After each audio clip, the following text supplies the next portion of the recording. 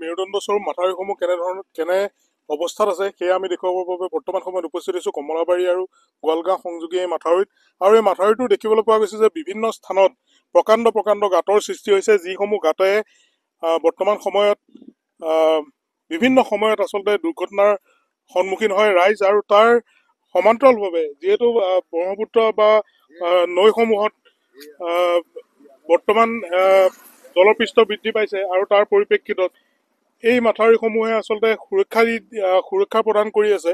আৰু এই মাথাউৰিসমূহ বৰ্তমান কিন্তু কোনো ধৰণৰ পুনৰ মেৰামতি কৰা নহ'ল। আৰু বাৰিষাৰ পূৰ্বে এই মাথাউৰিসমূহে এতিয়া ভয়ংকৰ ভাবুকিৰ সৃষ্টি কৰিছে, যাৰ ফলত ৰাইজ চিন্তিত হৈ পৰিছে। বিভিন্ন সময়ত আচলতে দেখিবলৈ পোৱা যায় যে এই ভগ্নাংশত দুৰ্ঘটনা সংঘটিত হয় আৰু তাৰ সমান্তৰালভাৱে বাৰিষাৰ পূৰ্বে আচলতে এই মাথাউৰিসমূহ যেনেদৰে মেৰামতি কৰিব লাগিছিল সেইসমূহ নকৰাৰ বাবে ৰাইজ উদ্বিগ্ন হৈ পৰিছে। কাৰণ কেনেধৰণৰ পৰিস্থিতি সৃষ্টি হ'ব পাৰে সেয়া আমি পূৰ্বে দেখিছিলোঁ যে কমলাবাৰী আৰু গোৱালগাঁও এই মাথাউৰিটোৱেই যোৱা বছৰ বানত ছিগিছিল। আৰু বৰ্তমান সময়তো কিন্তু দেখিবলৈ পোৱা গৈছে যে মাথাউৰিটো অতি বিভিন্ন স্থানত আচলতে ভাগি গৈছে বা বিভিন্ন গাঁতৰ সৃষ্টি হৈছে, যাৰ পৰিপ্ৰেক্ষিতত ৰাইজ বৰ্তমান সময়ত চিন্তিত হৈ পৰিছে। হয়, চাওক এইপিনে ইএনডিৰ গাঁত দেখিছে, ইপিনে নদীও আমাৰ ইএনডিৰ কাষতে অৱস্থিত। নদীৰো কোনো ব্যৱস্থা কৰা নাই, ইএনডিৰো কোনো ব্যৱস্থা কৰা নাই। আমি ৰাইজ মানে ইয়াত চিন্তাত পৰিছোঁ। আমাৰ নামনি অঞ্চলটো এই ৰাস্তা আৰু নদীখনে গোটেই ধ্বংসৰ সৃষ্টি কৰিবগৈ পাৰে। আমি বাৰম্বাৰ হেৰি কৰা হৈছে, তেওঁলোকক অৱগত কৰা হৈছে। প্ৰতি বছৰে কয় খৰালিমহীয়া ইয়াৰ প্ৰটেকশ্যন লোৱা হ'ব, কিন্তু খৰালি পাৰ হৈ যায়, বাৰিষা আহে, বাৰিষাও আমাৰ একো স্থায়ী সমস্যা সমাধা কৰি নিদিলে আজিলৈকে। নিশ্চিতভাৱে আচলতে প্ৰত্যেকবাৰেই অভিযোগ প্ৰদান কৰা হয় আৰু তাৰ অভিযোগৰ পাছত তেওঁলোকে ঠিক কৰাৰ প্ৰতিশ্ৰুতি প্ৰদান কৰে, কিন্তু বৰ্তমানেও এনেদৰে পৰি ৰৈছে এইসমূহ মাথাউৰি। গতিকে কি ক'ব এই মুহূৰ্তত, আচলতে যেনেদৰে এই মাথাউৰিসমূহ সবলীকৰণৰ কাম কৰিব লাগিছিল বাৰিষাৰ পূৰ্বে, কিন্তু সেয়া নকৰিলে, বাৰম্বাৰ আপোনালোকে অভিযোগ প্ৰদান কৰিলে, তাৰ পাছতো আচলতে কোনো ধৰণৰ পদক্ষেপ গ্ৰহণ কৰা দেখা নগ'ল। নহয় চাওক, আপুনি সেইখন নৈ, এইখিনিতে নৈ আছে, এইটো মাথাউৰি দিছে আমাক নদী প্ৰটেকশ্যনৰ কাৰণে।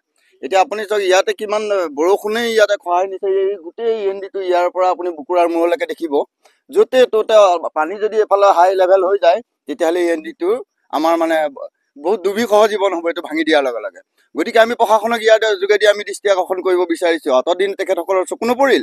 গতিকে অতি সোনকালে এই মেৰুদণ্ড স্বৰূপ মাথাউৰিটো তেখেতসকলে পুনৰ নিৰ্মাণ কৰি ৰিপেয়াৰিং কৰি আমাক জনসাধাৰণৰ সুৰক্ষা নিশ্চিত কৰিবৰ বাবে আমি আহ্বান জনাইছোঁ। নাই, দেখিবলৈ নাই। চুইচ গেটখন খুলিবলৈ সময়ত বিভাগৰ মানুহ নাই।